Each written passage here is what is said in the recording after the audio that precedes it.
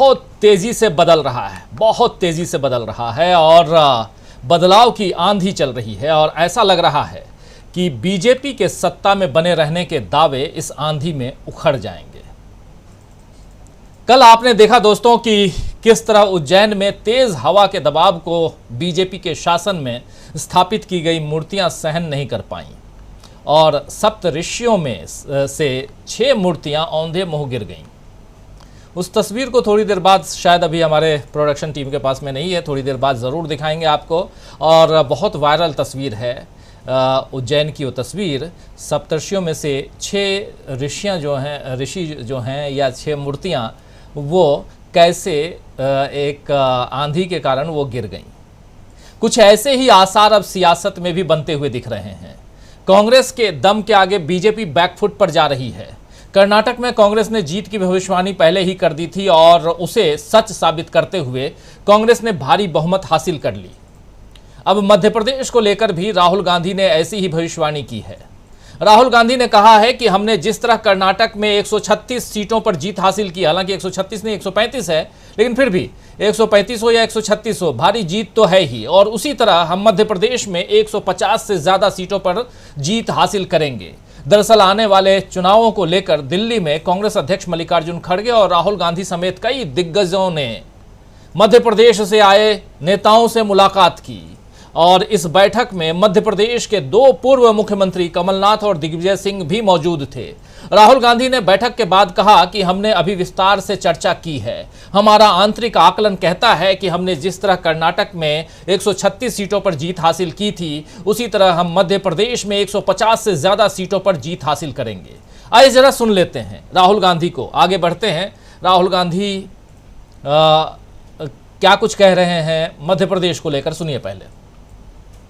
अभी हमारा डिस्कशन हुआ, लंबा चौड़ा डिस्कशन हुआ और हमारी इंटरनल असेसमेंट है कि 136 मिली कर्नाटक में।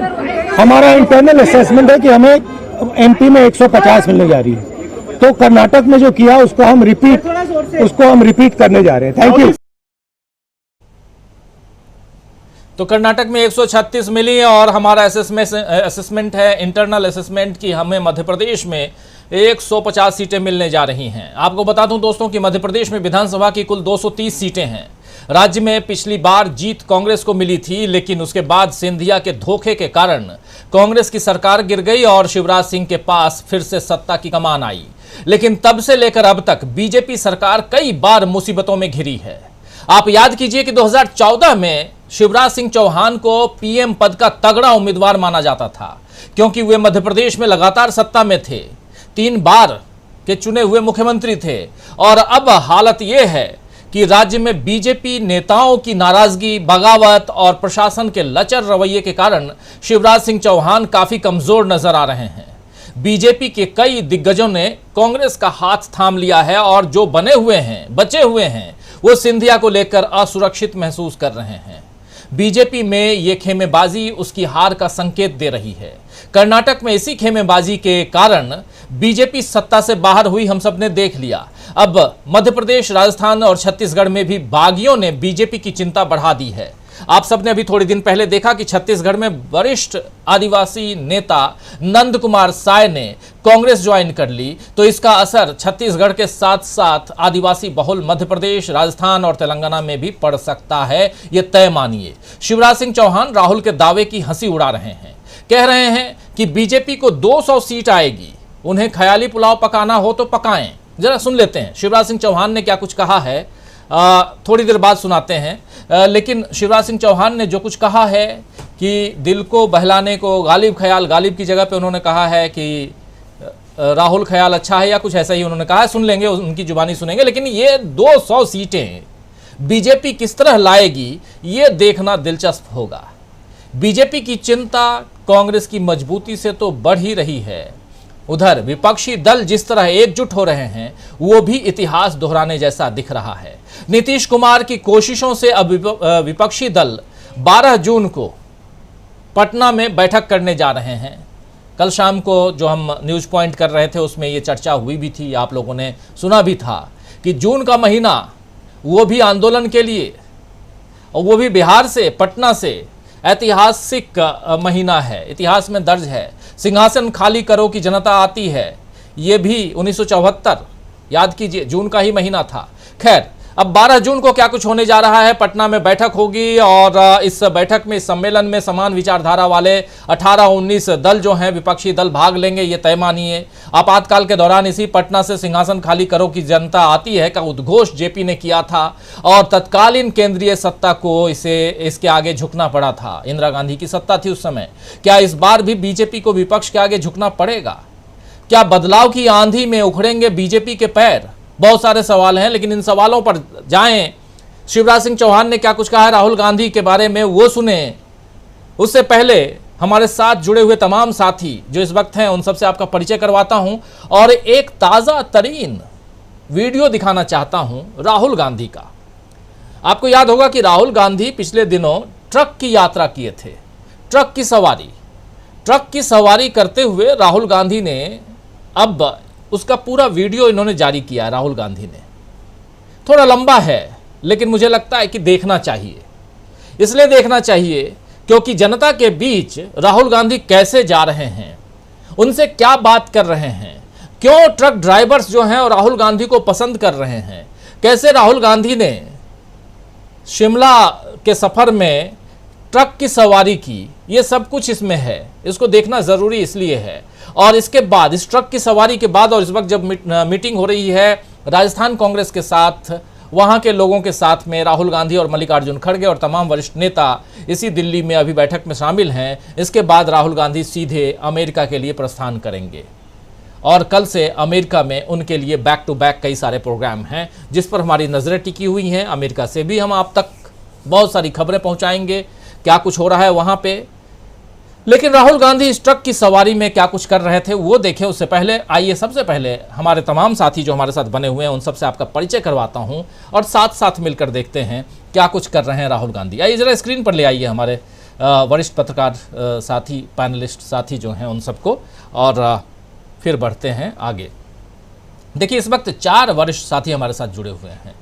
प्रोफेसर अखिल स्वामी जी हमारे साथ हैं बने हुए, हमारे साथ आपका स्वामी जी, आपका स्वागत करता हूं। हमारे साथ बने हुए हैं रिटायर्ड आईपीएस, आप सब जानते हैं, विजय शंकर सिंह जी, आपका स्वागत है सिंह साहब। और हमारे साथ बने हुए हैं वरिष्ठ पत्रकार डॉक्टर प्रकाश हिंदुस्तानी जी। प्रकाश जी, आपका स्वागत करता हूँ। सीधे मध्य प्रदेश की चर्चा कर रहा था अभी मैं, और मध्य प्रदेश से ही जुड़े हुए हैं, इंदौर से।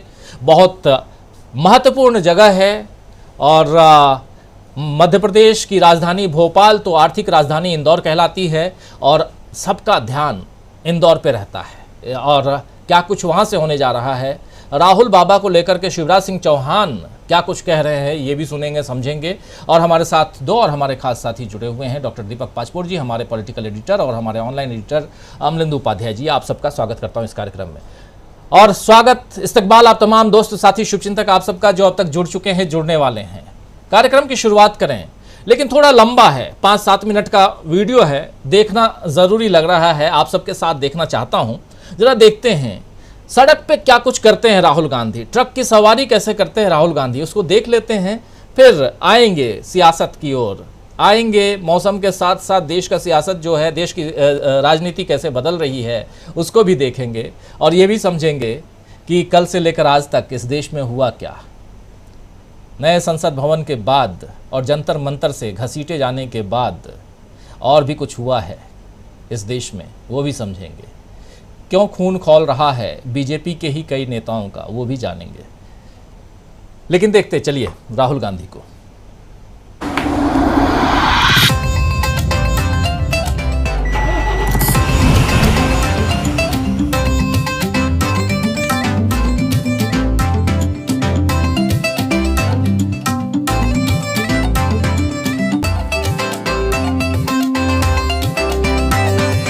कैसे आए इस काम में, शुरुआत कैसे की? काम ही नहीं था जी। काम ही नहीं समझा कर।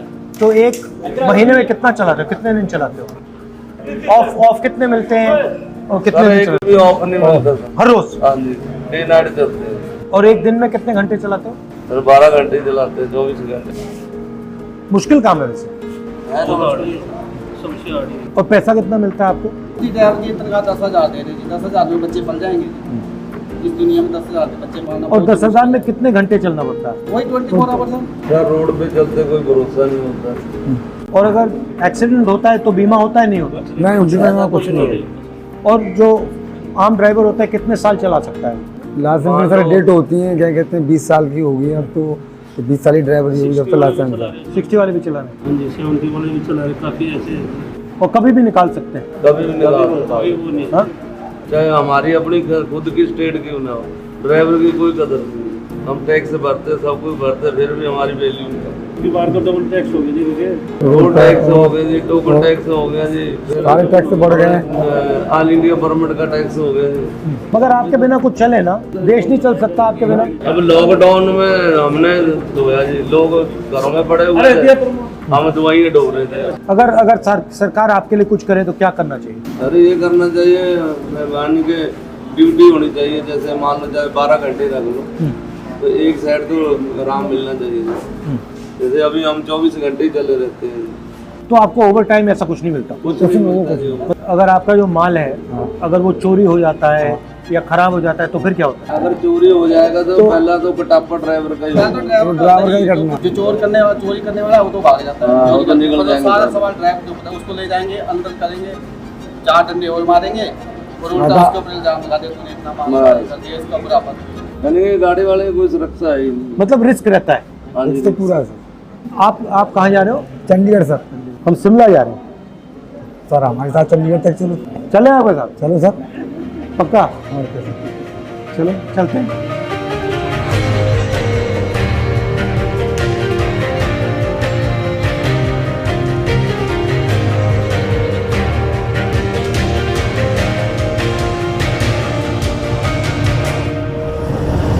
तो आप ये कितने साल से कर रहे हो? तो सर 10 साल करेंगे। और कितना लगता है कितने साल और करोगे? और सर अभी लाइसेंस के मेरे बचे हैं 10 साल। पैसा बचा पाते हो? थोड़ा नहीं हाँ गुजारा होता रहता है होता सर। रहता है। और कुछ करते हो? बस यही करते हो? यही काम करते हैं। तो कौन सा इंजन है इसमें? लीलैंड का इंजन है। लीलैंड का। 28 साल। 28-18। कितना पैसा लगता है बच्चों की पढ़ाई में? और गांव में प्राइवेट स्कूलों में पढ़ते हैं। अंग्रेजी पढ़ रहे हैं? हाँ पढ़ रहे हैं। और क्या करना चाहते हैं बड़े होके? वो कुछ सर कहते हैं? वो कोई सरकारी नौकरी जॉब देखेंगे, पढ़ रहे हैं अभी तो सर। मगर आप नहीं चाहते कि वो ट्रक चलाएं? ना ना और इसमें कूलर लगा है पीछे, हाँ सर काम करता है ये? चल रहा है। अब हम लोगों ने लगाया सर। अब अच्छा, ये मतलब होता नहीं है नॉर्मली, गाड़ी में नहीं होता।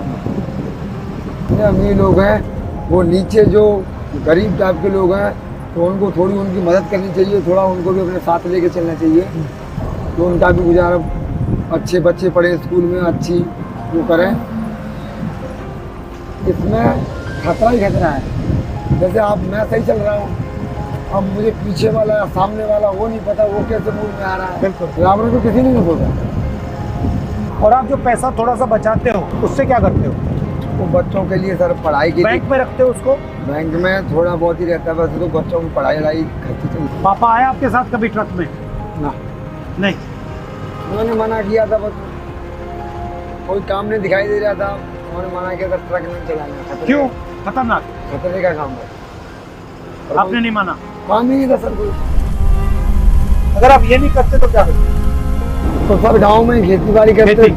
हाँ, पढ़ लेके जाते अच्छी तरह तो कुछ और सोचते, तो प्राइवेट जॉब करते सर। और तो जो बड़ी ट्रक चलाते हैं उनको ज्यादा पैसा मिलता है? थोड़ा बहुत अंतर आता है सर, ज्यादा नहीं होता। तो जो आपके कंडक्टर हैं इनको आपके साथ लगाया जाता है या आपके दोस्त हैं, आपने चुना इनको? मैंने सुना। ड्राइविंग करते हो? ये आपके चाचा है। कितने साल के थे जब शुरू किया? बहुत छोटा था, ऐसे ही था, 18 साल का है। पापा की वो परेशानी आ गई। क्या परेशानी है? क्या हुआ? उनके पेट में वो कैंसर पूरा तो ठीक हो गए? खत्म हो गए? आए हो गए 15 दिन। अब इतनी महंगाई हो गई है, कैसे ज्यादा हो गई है? पूरा यार कैसे पूरा होगा पता नहीं। हर चीज महंगी है। सबसे ज्यादा महंगाई में आपको चोट कहाँ से लगती है? मगर डीजल का पैसा कंपनी देती है।